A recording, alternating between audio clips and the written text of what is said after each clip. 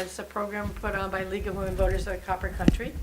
And Liz Hakola and Valerie Troche will be talking to us about the topic of the evening. The way the League functions is, many people are familiar with our work with candidate forums and so forth, but we also have another hat, which is studying issues, looking at topics, and determining if how we feel they fit or don't fit with League policies.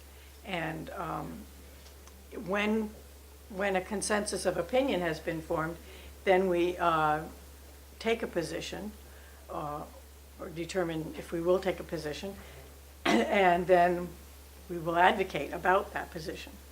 So that's what tonight is. It's one of those situations where League has a position and we will be advocating about what we think of this.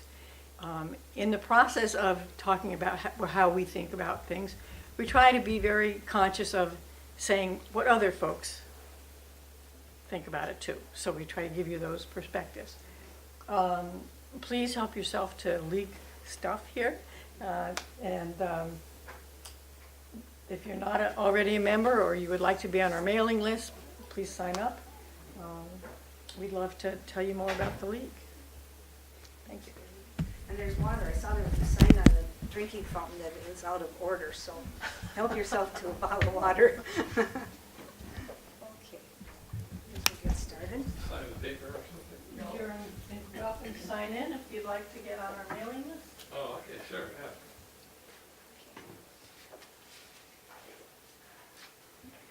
I'll begin. The Constitutional Convention movement is this year's League of Women Voters topic, and I had never heard about it until last year. So I'll explain a little later how I became aware of it. So the agenda slide. There we go. The agenda is Article 5 of the United States Constitution. And what is the proposed convention of states? Who's promoting it and why? Who opposes it and why? And where does the proposed convention of states stand today? And then we'll have a brief summary and then time for discussion or questions. Okay, we'll begin with Article 5 of the United States Constitution. The Congress, whenever 2/3 of both houses shall deem it necessary, shall propose amendments to this Constitution or on the application of the legislatures of 2/3 of the several states, shall call a convention for proposing amendments, which in either case shall be valid to all intents and purposes as part of this Constitution when ratified by the legislatures of 3/4 of the several states or by conventions in 3/4 thereof. The first and only constitutional convention was in 1787, and that was what produced the United States Constitution. The Constitution has been amended 27 times since 1791 through the 2/3 approval of the House and Senate and then ratification by 3/4 of the state legislatures. The 27th Amendment took effect in 1992. Next. So what is the Convention of States? The Convention of States movement is an effort to hold for the first time since the United States Constitution was created another constitutional convention by getting 2/3 of the state legislatures to call for such a convention under Article 5. The stated reason for a convention is, according to the group's website, quote, to bring power back to the states and the people where it belongs. Unelected bureaucrats in Washington, D.C. shouldn't be allowed to make sweeping decisions that impact millions of Americans. But right now they do. So it all boils down to one question. Who do you think should decide what's best for you and your family? You or the feds? We'd vote for the American people every single time. And what does this mean? According to the Convention of States website, the purpose of the convention would consider amendments to the Constitution that limit the power and jurisdiction of the federal government, impose fiscal restraints, and place term limits on federal officials. And Mark Meckler, who's the president of Convention of States Action, is more direct. In responding to progressive opponents to an Article 5 convention, he said the opponents, actually said something truthful. They said that this is intended to reverse 150 years of progressivism, and we say, yes, it is.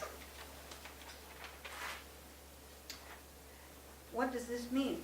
150 years of progressivism goes all the way back to Theodore Roosevelt and up to the present, and it includes women's suffrage, antitrust measures, consumer protection, education, environmental protection, civil rights, voting rights, anti-poverty programs, Social Security, Medicare, Medicaid, citizenship rights, marriage equality, reproduction rights, and more.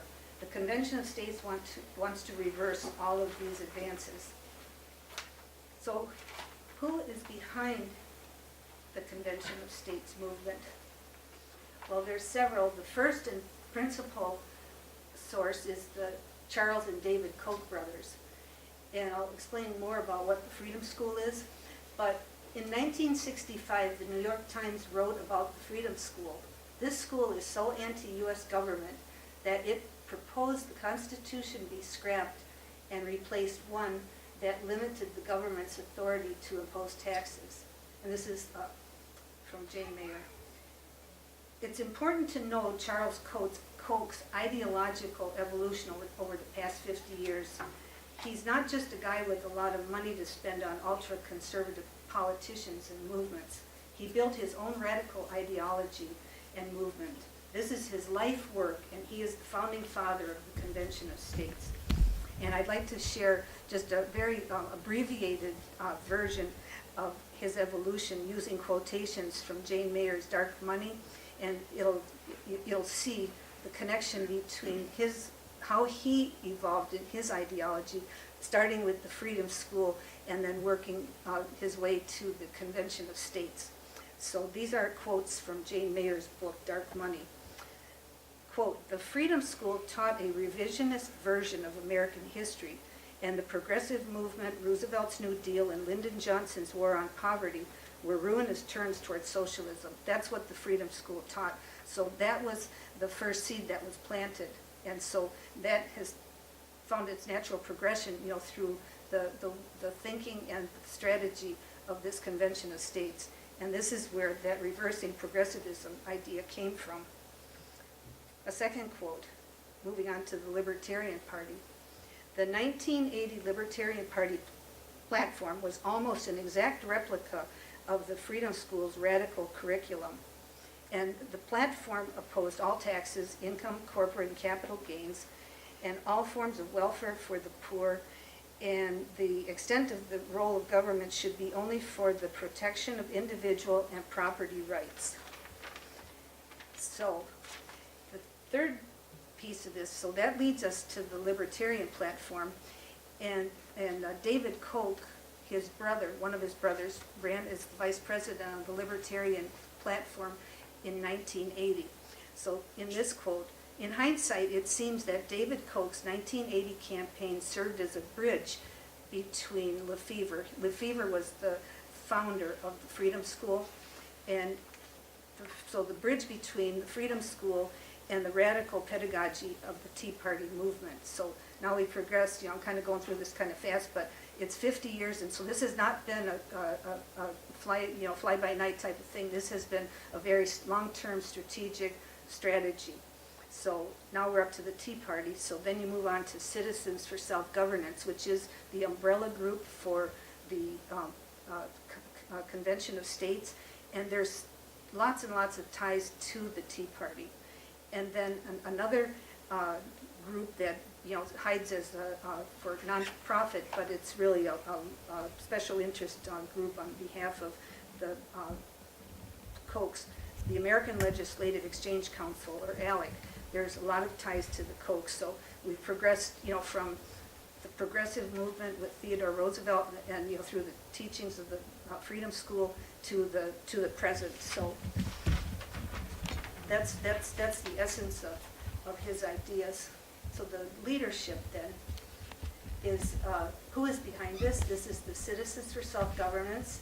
They're a 501c3 nonprofit aligned with the Tea Party, and the Convention of States Action is a project of this organization. And the president is Mark Beckler, and he has ties to the Tea Party. He was a Tea Party leader. Eric O'Keefe, the chairman of the board, he began his involvement with the Koch brothers very early. He was a volunteer for David Koch's 1980 vice presidential campaign, so he goes way back. And then you have the senior advisors, Tom Coburn, former U.S. Senator, and Jim DeMint, and also another former senator. So you'll see in another slide, there's a lot of current and former people, senators, House of Representatives, governors, that have given their endorsement. Now, whether they actually know what they are endorsing, but they have attached their name to this. So who are some of those supporters? You see, this is an incomplete list. It's just a sampling to give you an idea of the names associated with this movement. Marco Rubio, Ted Cruz, Ron Johnson, Rand Paul, Ben Sasse, governors Greg Abbott, John Kasich, Jeb Bush, Sarah Palin, Mike Huckabee, and U.S. representatives Louis Gohmert, Jeff Duncan, and Ron DeSantis, who may or may not be the Florida governor-elect, and others, Sean Hannity, Fox News, and James Dobson, focus on the family. So this is just to give you some idea, of the level of people and the things that they say about this. It surprises me a little bit. Marco Rubio and Ben Sasse and John Kasich and Jeb Bush are often perceived to be a little bit more moderate, and yet they are associated with this. And so what do they say about their involvement? Marco Rubio calls it a genuine grassroots movement. He says, "I put my trust in the people, not Washington, in the critical effort to restore constitutional limited government. The Convention of States project is a genuine grassroots movement to achieve that goal, and one that I am part of." And it's strictly false. It is not a grassroots movement. It's top-down leadership and funding, and it's controlled by the wealthy oligarchs like Charles and David Koch. So it's called AstroTurf. It's fake. Senator Ron Johnson, "Our nation's problems are not going to be solved in Washington, D.C. We've got to take the power back. I can't think of a better way of doing it, the Convention of States, because Washington is not going to give up power." Now, this really is just, when you think about it, when he says the power in Washington is not going to give up their power, it's a completely irrational statement. I mean, he is a sitting, elected United States Senator. He is the power. So who does he think he's kidding? I mean, it's just one of those things. So let's see. Next slide.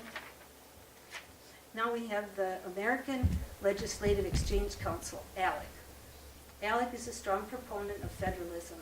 One of its guiding principles is the 10th Amendment to the United States Constitution, which reserves to the state or its people all powers which are not delegated to the U.S. government. Accordingly, ALEC holds as one of its key points that Article 5 of the United States Constitution provides for the states to call an amendments constitution when the federal government exceeds its constitutional authority. Amendments to limit the government's power, including a balanced budget amendment to the United States Constitution, would help to check federal overreach. There's a lot there. And it calls itself a 501c3 educational organization. Critics call it a, quote, bill mill. They write legislature that promotes their wealthy clients' interests. They have written bills promoting Koch brothers' interests in fossil fuels, for example. And ALEC works directly with state legislators by crafting legislation favorable to their special interest groups and donors. There's another quote. Tommy Thompson, former Wisconsin state legislator and governor, admitted, "Myself, I always loved going to these ALEC meetings because I always found new ideas. Then I'd take them back to Wisconsin, disguise them a little bit, and declare that it's mine," unquote. So it's it's very, very prevalent, and so there's a definite, method to all of these pieces of this Convention of States and the Koch brothers and ALEC. And ALEC also writes legislation for states to call Article 5 constitutional conventions. And the connection to the Koch brothers is that Koch industry representatives sat on ALEC's board for about 20 years, and in the 1990s, Charles Koch financially bailed out ALEC with a $430,000 loan. So there's all these interconnected pieces to this that all flow from the Koch brothers and back to the Koch brothers. Next slide. Now, who opposes the Convention of States and why? Common Cause is the principal opposition to this, and they formed a coalition. No convention has ever been called under Article 5 for a reason. There is just too much at stake. An Article 5 constitutional convention is a dangerous path that puts all of our cherished rights, civil liberties, and freedoms at risk. There is nothing stopping a new convention from rolling back our constitutional rights and civil liberties. Our right to vote, our right to free speech, our reproductive rights, our citizenship rules, and more could all be up for grabs. With no rules and complete uncertainty about the constitutional process, an Article 5 convention would cause political and economic chaos. There is no language in the U.S. Constitution to limit a convention to one issue. No guidelines for rules to govern a convention. No rules on who picks the delegates and how they are selected. No guarantee that the American people would be equally represented, and no limits on corporate special interest influence. Next. So, as I mentioned, a coalition of nearly 80 national organizations and 170 state and local organizations have joined Common Cause to urge states to oppose resolutions calling for an Article 5 convention and for state legislatures to rescind any applications for such a convention. And again, I've just taken a sampling of some of the groups and the types of organizations that are part of the coalition. And it's unions, civil rights, environmental, legal, voting rights, and other advocacy groups opposed to the Convention of States. Next. Legal scholars are also have expressed their concern about convening a constitutional convention.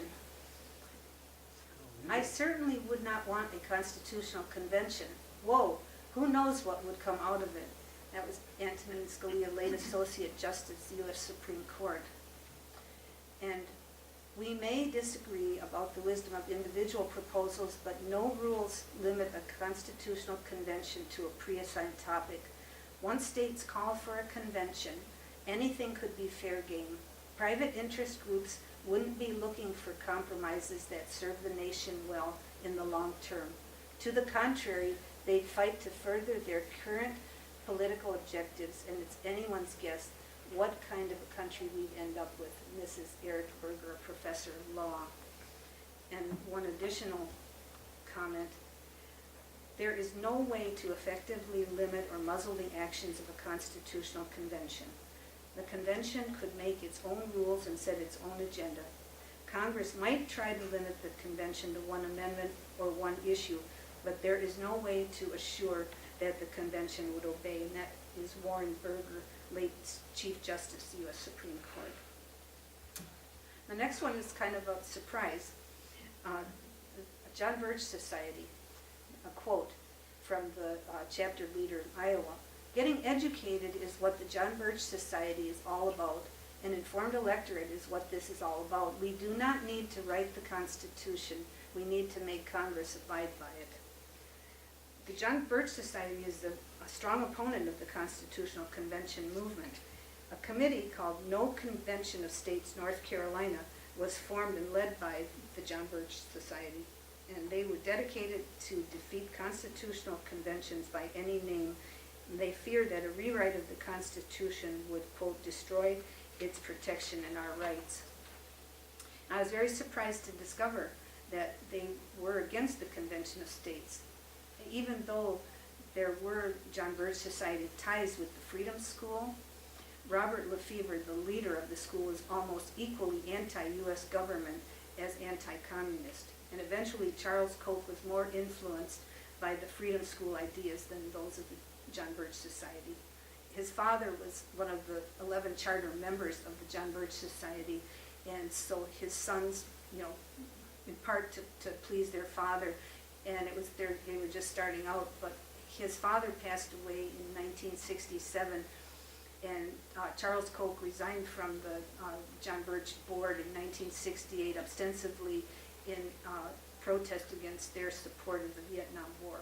So his ties, became more and more tenuous because, according to Jane Mayer's book, that Charles Koch has really always been attracted to fringe elements, to the extremes of things, and so I thought that was also probably part of, more leaning toward the Freedom School and, a very anti-government.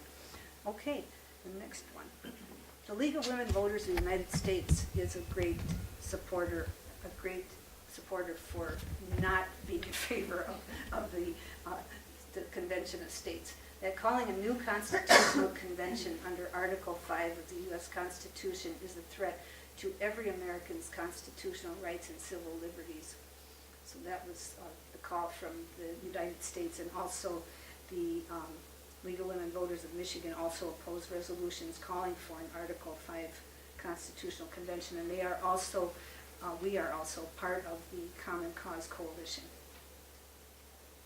Okay, so where does the Convention of States stand today? Now, the strategy is to get 2/3 of the states. That would be 34 states needed to call a constitutional convention. So we have a slide that is kind of a moving target.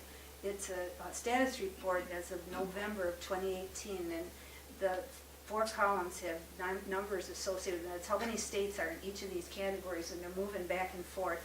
The first column is active legislation. You see Michigan bolded there. We're involved in this too. It's a nationwide strategy and nationwide program, and we are part of the group where there is active legislation. I'll talk about that a little bit more. Then 5 states have passed this resolution in one chamber, the House. The third column are the 13 states that have fully passed, both the House and the Senate, and so they are in the spot where they have called for a constitutional convention. Because of the resistance and the pushback from John Birch Society, they defeated the resolution in North Carolina. So as of now, there have been no new states added in 2018. The last state to join that group of 13 was Wisconsin, and they approved it in 2017. So that's the most recent one. The other column is really interesting too, because it's a lot of different things, and like those are the ones that are moving back and forth. And there's 4 states, Delaware, Maryland, Nevada, and New Mexico, that you see they have rescinded. So at some point in their past, they had approved it, and then they learned more about it, and they thought the better of it, and they reconsidered it, and they were actually rescinded it. So they're back in the, not involved with them. There's also several that were defeated in committee, meaning that it passed one of the houses, but it got defeated in the, I'm getting that mixed up. That's the ones that's defeated in the Senate. So I've got the defeated in committee. It didn't go any further. That's what we hope that happens with all of these that are in active legislation, and it never gets out of the committee. And then defeated in the Senate, the House passed it, their Senate defeated it. Washington State at the bottom, they missed some kind of a filing deadline, so that was sort of like a clerical or technical error, so they'll probably be back, when they have to reapply. So that is the current state of as we know it today. So to let you know what is going on in Michigan legislature, and then Bergen County Board of Commissioners resolution in 2017. I'll share that. So Michigan legislature on September 12, 2017, House Joint Resolution 5 was introduced by State Representative Lee Chatfield from the 107th House District and 17 other Michigan House representatives, and the resolution reads in part, and you'll recognize a lot of this language because it's pretty standard language. A joint resolution applying to the Congress of the United States to call a convention to propose an amendment to the Constitution of the United States to impose fiscal restraints on the federal government, limit the power and jurisdiction of the federal government, and limit the terms of office for federal officials and members of Congress. And we saw that on that Convention of States slide. So that's where they're, this is a very well coordinated, well planned, thoughtful, deliberate strategy. So it's got a lot of momentum behind it. The rationale or the whereas is given for the necessity for a constitutional convention accused the U.S. government of, quote, an improper interpretation of the Constitution of the United States, and goes on, quote, it is the solemn duty of the states to protect the liberty of our people. This is blatantly anti-government rhetoric to call the United States government unconstitutional and illegitimate. It reminds me, remember, I'm from the federal government and I'm here to help. It kind of sounds like I'm here from the Michigan House of Representatives and I'm here to help. Not. So in Michigan, the House Joint Resolution 5 was referred to the Committee of Government Operations. At the time that Lee Chatfield was the chairman of that committee. And whether he is still or not, I don't know, but the committee did their work and sent the resolution back to the House, where no further action has been taken for a year. So that's where it is in Michigan. Remember I told you in the beginning that I had never heard of Convention of States until a year ago? Well, I had never heard of it until Joseph O'Leary, the prosecuting attorney in Berga County, presented a resolution for a Convention of States to the Berga County Board of Commissioners for their approval. And it read in part, notwithstanding any previous article of the Constitution, no citizen shall be entitled to vote for a candidate seeking election to the House of Representatives unless said citizen shall have made a personal net contribution to the United States Treasury in the years since the previous election for representatives. And the board both unanimously approved and the following month rescinded the resolution because there was a large number of people who came out and showed their opposition to voter suppression. I mean, there's no two ways about what that was. And many attended the board meeting, and others wrote letters to the Daily Mining Gazette and the Lawn Sentinel, including the League of Women Voters. And I did not understand what Mr. O'Leary was up to, by presenting such a resolution to the Board of the County Commissioners in Berga County. I couldn't understand, how is it that this would help at all, call for a national, change to the United States Constitution. So what was the larger plan, the bigger picture? A friend said to Google Convention of States. So once I did that, it became clear that Mr. O'Leary's resolution was part of the nationwide constitutional convention movement. So in a back and forth of letters to the editors, I noticed that even the tone and style of Mr. O'Leary's language followed a Convention of States model reported in an article by Stephen Rosenfeld. Quote, the rhetoric from those calling for a federal convention is simplistic given the stakes, complexity, and chaos of the consequences. And he was following that playbook. He used language like simple, common sense, fundamental fairness. And he doubled and tripled down with his denials that his resolution was not voter suppression, but rather fiscal responsibility. Makes no sense.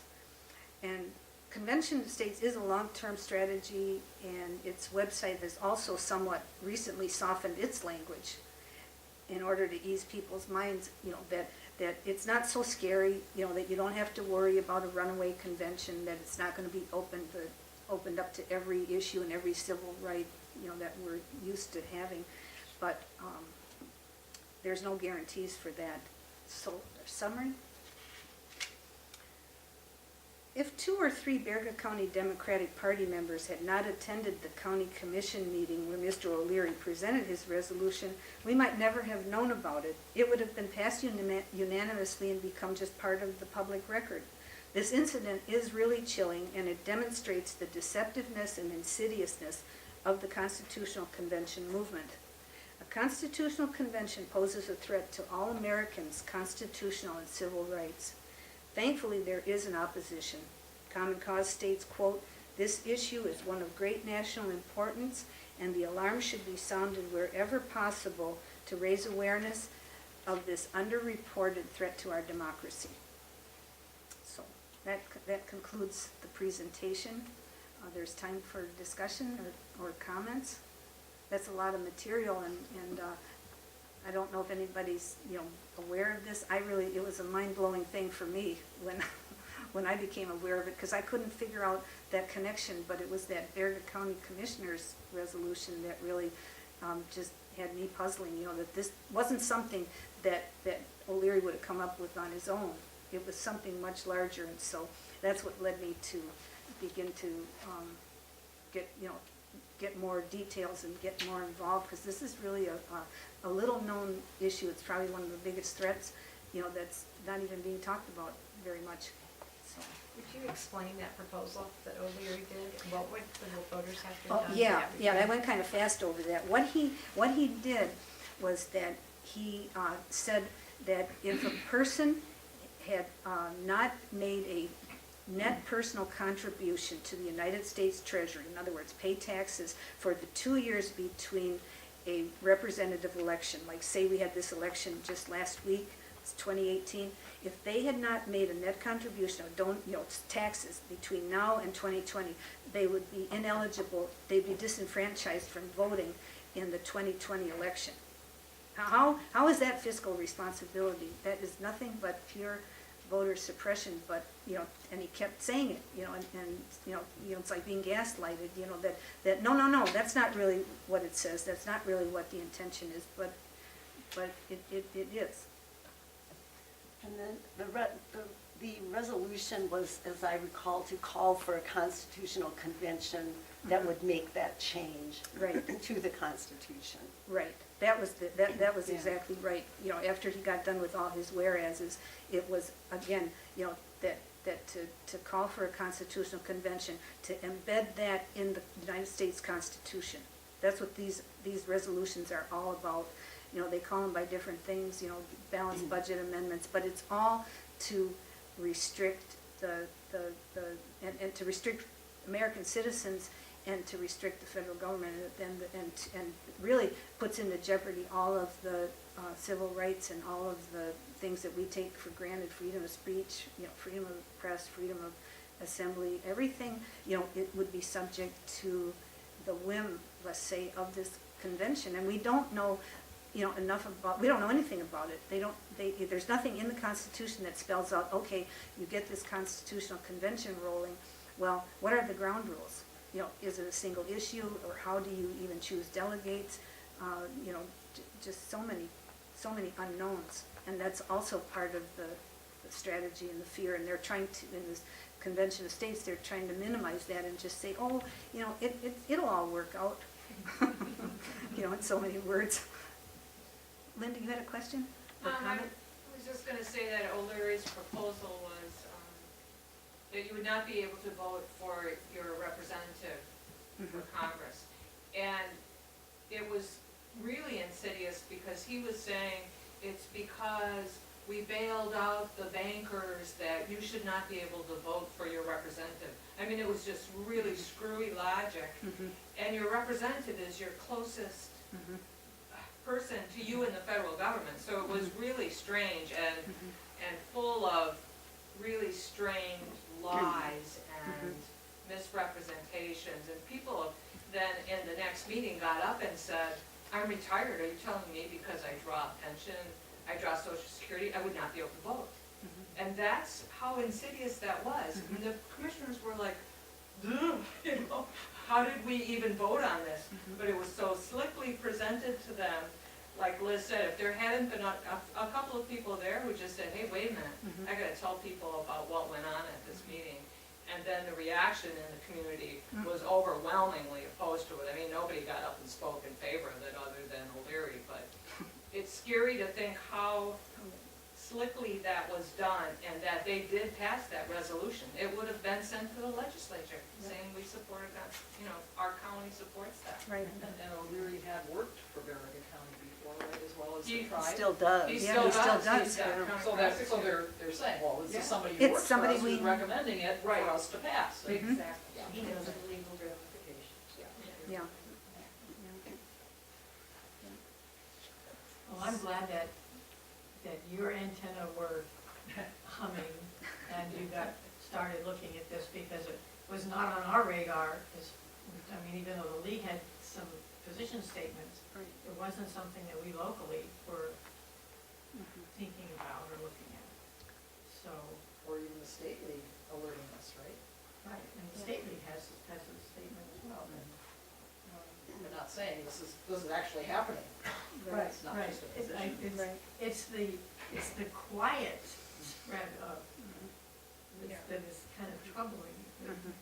It could get in place before we knew what was, Well, that's just exactly right, Barry. I mean, there's 13 states, you know, and so, you know, the latest one being 2017 and those other ones prior to that. And it's like, this has been stealthily happening just underneath the radar. And I feel, since I started, you know, doing the research, I feel better than I felt when I first started, because I thought that we were only like 5 states away, you know, from having this actually happen. So there's a real sense of urgency. I mean, you know, that I think that, you know, just like we did with, you know, the campaign for voters, not politicians, and Prop 2 and the whole issue of gerrymandering, that this is a thing that needs a big educational campaign to get this out. And, you know, because that's, I mean, it's just like the O'Leary example. You know, that's just happening everywhere. It would be interesting to know what happened with the 4 states that rescinded it. You know, how did they find out and realize, oops, Yeah. this is not a good thing? Right, yeah, and there's all kinds of different avenues that if we could do more, you know, do more work to, you know, see what we could do with the common cause, you know, that, you know, there's 3 Michigan organizations that were part of that, and I kind of blew by those, but there's Common Cause of Michigan, and there's this Fair Housing Group in Western Michigan, and then something called Progress Votes or some, I've not heard of them, but I mean there are some state organizations too, including, you know, the League of Women Voters Michigan. But yeah, to find out more, like, and so that we could develop some kind of a strategy, you know, of education, and also that is what Common Cause is saying, you know, is that let's work together and convince people that haven't signed on yet to not sign on, and to get to those that have signed on and try to persuade them to rescind. Because the opposition is working like beavers, you know, and they got money and they got power, and it's just, it really just, you know, the hypocrisy of the United States senators saying that Washington will never give up its power. It's like, you know, the hypocrisy and cynicism of something like that just really makes me mad. So, any other comments or questions? I know I went through a lot of stuff, but it is really, there's a lot of information out there. Like my friend recommended to me, I recommend to you, Google Convention of States. There might be a lot of people that would buy into the fact that they feel like nothing is getting done in Congress. Oh, yeah. So doing a constitutional amendment on our own, like to get money out of politics or something like that, would be the way to do it. So, because it should be a one-issue thing if you're gonna call it. But since they're making it broad, Well, you're right, it's very dangerous. if there are no rules. Right. Yeah, Yeah, That's- but you're just you know, really opening it up. yeah. But you could see a possibility, since Congress won't take the money out, Congress, they're out of the campaigns. There's so you know, many. we could do that on our own through a constitutional, that would have people buy into it, but if you have this insidious. But if they would take a constitutional amendment by Congress to make sure that this couldn't just get out of control. Well, you can amend the Constitution either by what they're trying to do, or Congress doing it. And this is bypassing Congress because a lot of people don't trust Congress anymore. And so that's an easy sell for this, and if they don't know the details behind it, which is what you're finding out, then it's a pretty easy sell. Oh, yeah, let's have a state constitution and we can get something done since Congress can't do it. Right. So It's a very insidious thing, you know, because there is a lot of dissatisfaction, but, you know, it really is designed to cast a lot of doubt over the reliability and truthfulness of, you know, it's just disunion, you know, it's just, you know, really tearing up relationships and tearing up what we, you know, put our trust in. And that's by design. That is the intent of this. more and more distrust Yeah. the representatives we're sending. Yeah. We've got more people to vote, more people Mhm. to apply, and that solves the problem too, so. Well, That's what happened in this last election, you Yeah, got a lot of people. that's when who went people out. voted to tear things up, which is exactly what Well, this but movement is. A lot of trying people to do. got involved who normally would sit back and say, Yeah. you know, Mhm. they got kind of scared about where things going, so Mhm. that's a good momentum, that's what we need to be pushing. And to trust them, people in there. I mean, the John Birch Society, you know, even, you know, they were saying no, you know, that, you know, why would we let this group of people, you know, tear up this government, this federal government of ours, that it should be that we should follow the Constitution and you know, and let the laws, you know, do their job, you know, enforcing the laws, and it's really that simple, but this is just a very scary and very deliberate tactic to not do that, because the powers that be want no government. I mean, if you go back, you know, to that idea of the Freedom School, you know, it's like, no, we want to erase and eliminate and peel back all of the things for 115 years. We're not talking about, you know, yesterday or the day before or, you know, a year ago. It's like, we don't want any government except a government that will protect property rights and very little else. And there was something I was reading today, because in O'Leary's letter and his various letters, he used this phrase all the time about, you know, that you should pay taxes because you got to have some skin in the game. And if you're not paying taxes, then you don't have any right to comment or to have any right to vote. And in one of these pieces of my research, doggone it if I didn't read about skin in the game. So the language is just, you know, it's specific language, and it's specifically designed and engineered to elicit certain predictable responses. You know, let's just get everybody riled up, you know, like kind of like lock her up, and, you know, all the different, you know, inflammatory things. So, you know, there's nothing accidental about this.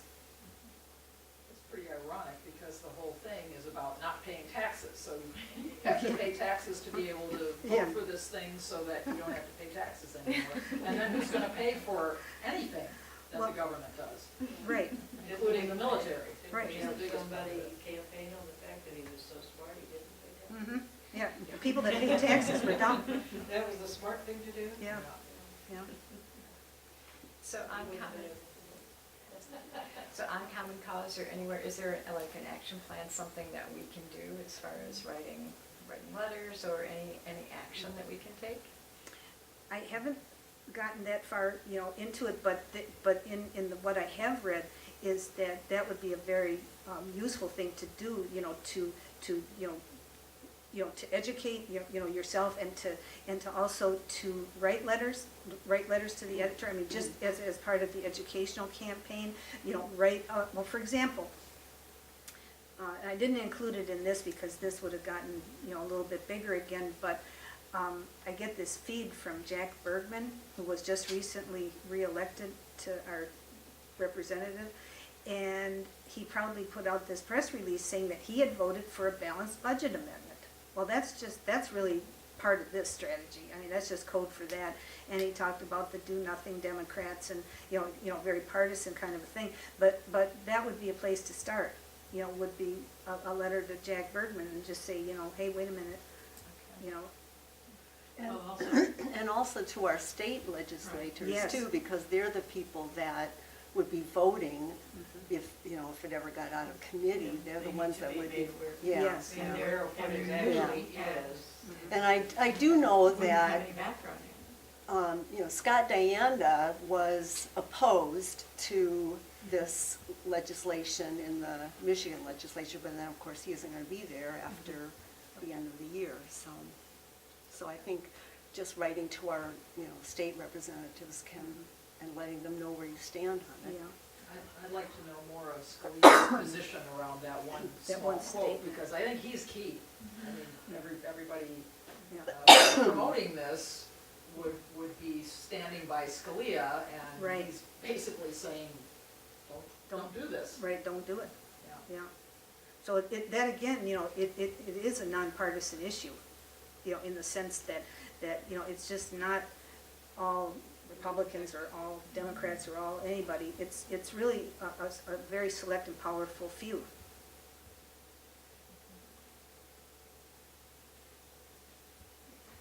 Okay.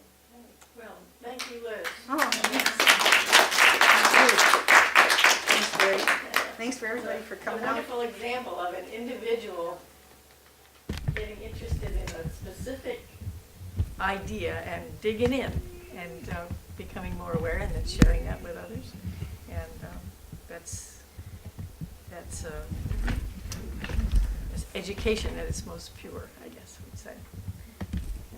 So thank you all for being here. Again, help yourselves to literature or a copy of, I was going to say a copy of the Constitution, but I don't think we There's have. something in there, our theory, tote under the table. Oh, we do have some. We do Okay. have some.